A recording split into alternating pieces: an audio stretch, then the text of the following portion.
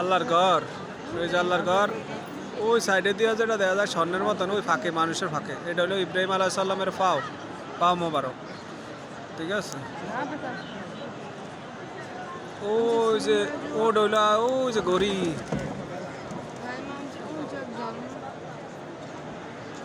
ওই যে মহিলা পুরুষ অভাব নাই।